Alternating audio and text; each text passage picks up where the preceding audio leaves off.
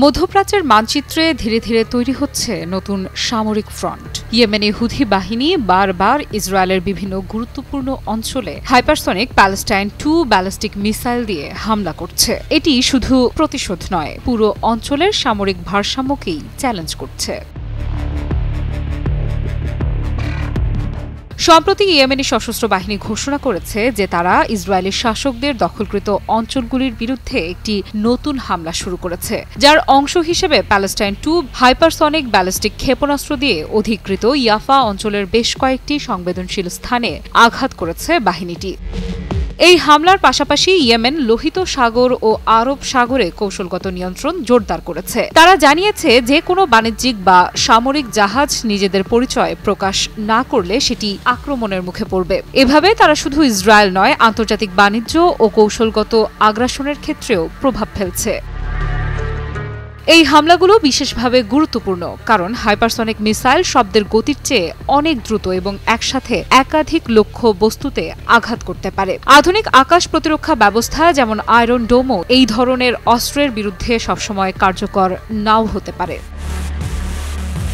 Yemeni বাহিনী জানিয়েছে হামলার মূল উদ্দেশ্য হল গাজায় চলমান ইসরায়েলি আগ্রাসন এবং ইয়েমেনের ওপর সাম্প্রতিক বিমান হামলার প্রতিশোধ নেয়া। সামরিক বিশ্লেষকেরা মনে করছেন এই পদক্ষেপ ইঙ্গিত দেয় যে ছোট সামরিক শক্তিও কৌশলগত পরিকল্পনা এবং সঠিক প্রযুক্তি থাকলে বড় শক্তির আক্রমণ সামলাতে পারে।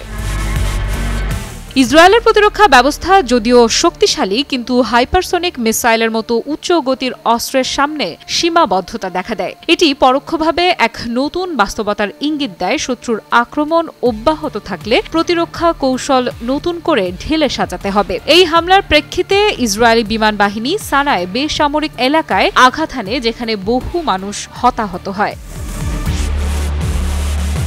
ওয়ালটন এখন দেশের সীমানা পেরিয়ে পৌঁছে গিয়েছে 50টিরও বেশি দেশে। ওয়ালটন, ঘরে ঘরে বিশ্বজুড়ে। ইয়েমেন স্পষ্ট করেছে তাদের প্রতিশোধ শুধুমাত্র সামরিক লক্ষ্যবস্তুতে আর সীমাবদ্ধ থাকবে না, বরং যে কেউ আক্রমণের শিকার হতে পারে।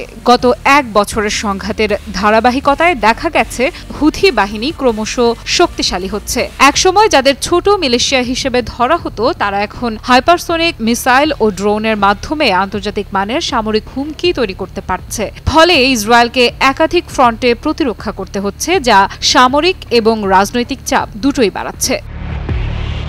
অর্থাৎ ফিলিস্তিন সংকট আর শুধু গাজার মধ্যে সীমাবদ্ধ নেই। ইয়েমেনের পদক্ষেপ মধ্যপ্রাচ্যের সামরিক মানচিত্রকে নতুনভাবে রূপান্তরিত করছে।